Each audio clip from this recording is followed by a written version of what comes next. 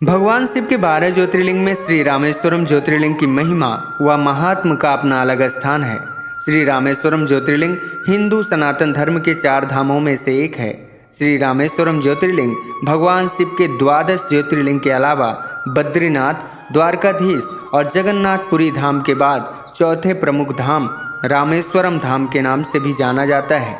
श्री रामेश्वरम ज्योतिर्लिंग को रामलिंगेश्वरम ज्योतिर्लिंग भी कहा जाता है, जो अपनी शिल्प कलाकृतियों के लिए प्रसिद्ध है। श्री रामेश्वरम ज्योतिर्लिंग के इतिहास संबंधी मुख्यतः 2 कथाएं प्रचलित हैं। कहा जाता है कि जब रावण माता सीता का हरण किया और उन्हें अपने साथ लंका ले गया, उस समय माता सीता की तलाश में भगवान श्री राम वन भटक रहे थे। तब उन्हें उसी वन में घायल अवस्था में गिद्धराज जटायु मिले। जब भगवान श्री गिद्धराज जटायु से माता सीता के विषय में पूछा तो जटायु ने बताया कि माता सीता का राक्षस रावण हरण कर उन्हें दक्षिण दिशा की ओर लंका नगरी में ले गया है। गिद्धराज जटायु का यह संदेश पाकर प्रभु श्री राम अपने भाई लक्ष्मण, सुग्रीव, हनुमान जी और संपूर्ण सेना सहित माता सीता की खोज में दक्षिण दिशा की ओर निकल गए। प्रभु श्री राम जब भारत के दक्षिणी छोर पर पहुंचे तो उन्होंने रामेश्वरम के तट पर देखा कि भारत और लंका के बीच एक अथाह समुद्र है, जिसे लांघकर उस पार जाना अत्यंत कठिन है।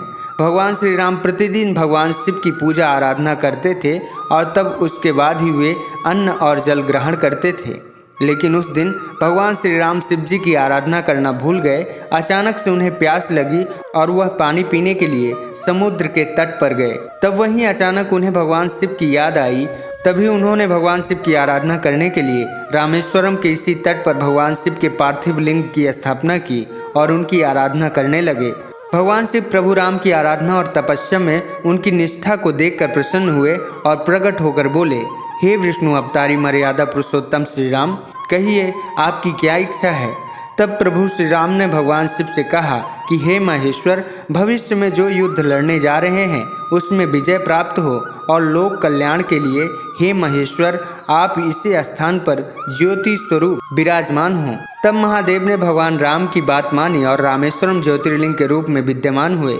रामेश्वरम ज्योतिर्लिंग के स्थापना के संबंध में एक दूसरी कथा भी प्रचलित है।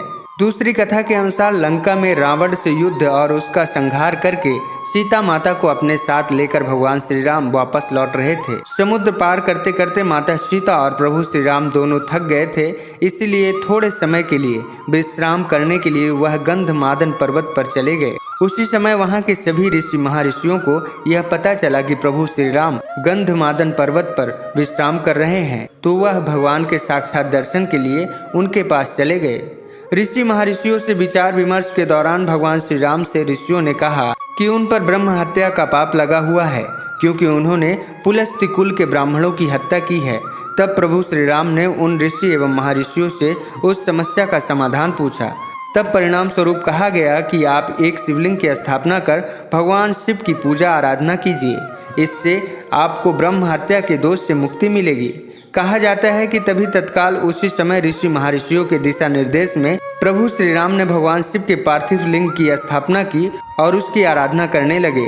इससे भगवान शिव प्रसन्न हो प्रभु श्री राम सहित माता सीता और समस्त ऋषियों को दर्शन दिए और भगवान श्री राम को ब्रह्म हत्या के पाप से मुक्त किए। हालांकि यह कथा पहली कथा से ज़्यादा प्रचलन में नहीं है। मित्रों, सत्य सनातन को मानने वाले यह मानते हैं कि श्री रामेश्वरम ज्योतिर्लिंग में भगवान सदाशिव भोलेनाथ वास करते हैं। इसीलिए लाखों श्रद्धालु श्री रामेश्वरम ज्योतिर्लिंग की पूजा अर्चना के लिए आते हैं।